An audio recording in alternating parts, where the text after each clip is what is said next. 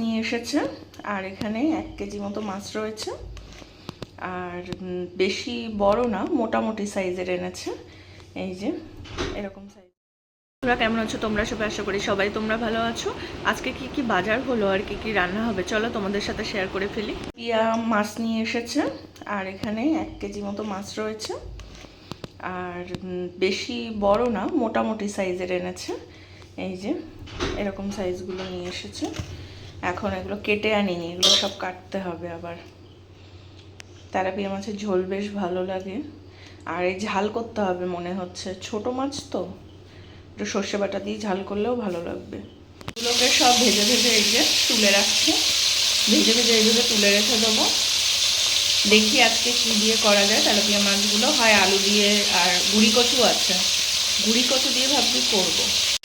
পাঁচফোড়ন দিয়ে আলু বসিয়ে দিলাম ভাজতে, আলুটা একটু ভাজা ভাজা হবে। এবার নুন হলুদ দিয়ে দেবো এতে মাছের ঝোল বসানোর জন্য। এটা ভাজা ভাজা হয়ে গেছে। এখন আমি এর ভিতরে পেঁয়াজ, আদা, কাঁচা লঙ্কার পেস্ট দিয়ে দিচ্ছি, একটু জিরে গুঁড়ো দিলাম। এদিকে আমার তরকারি কষা হয়ে গেছে পুরো। এবার আমি জল দিয়ে দেবো অল্প। আর ছেলে বললো গুঁড়ি কচু মানে কচুরমুখী দিয়ে খাবে না, শুধু আলু দিয়ে খাবে, গলা চুলকবে বলছে ওর, ওই জন্য শুধু আলু দিয়েই করছি। মাছের ঝোলের আলুটা সিদ্ধ হয়ে গেছে।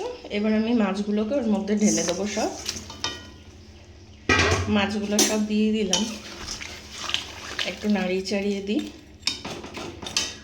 না দিলে ঝোলটা যাবে না ওর ভিতরে।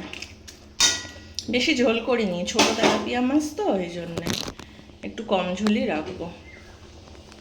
ফুটুক, তাহলে ফুটলে হয়ে যাবে। এবার মাছের ঝোল রেডি হয়ে গেছে, আর কিন্তু বেশি ঝোল রাখিনি, একদম দেখছেন কষিয়ে ফেলেছি ঝোলটাকে।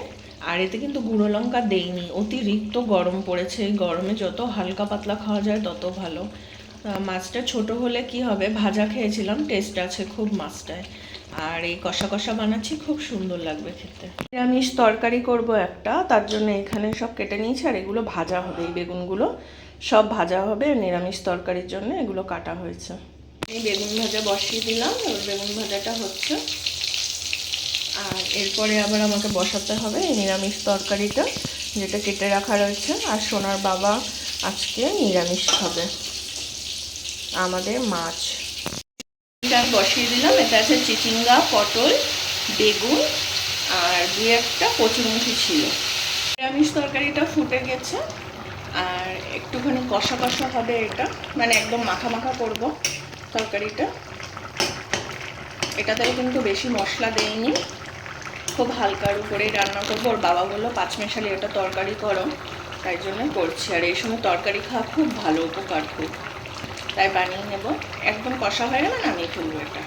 বন্ধুরা দেখুন, ওখানে একটা এই যে ডাক পাখি ঘুরে বেড়াচ্ছে, এই যে ডাক পাখি এই যে যাচ্ছে।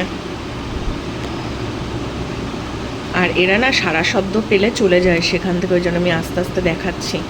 কি সুন্দর ঘুরে বেড়াচ্ছে, ওই যে জঙ্গলের দিকে চলে গেল। লাগলো ভিডিওটা অবশ্যই জানাবেন, ভালো লাগলে লাইক, শেয়ার, কমেন্ট আর সাবস্ক্রাইব করে সাথে থাকবেন, পাশে থাকবেন। আরও নতুন নতুন ভিডিও নিয়ে আপনাদের সাথে দেখা করতে চলে আসবো কালকে আবার। আজকে টাটা।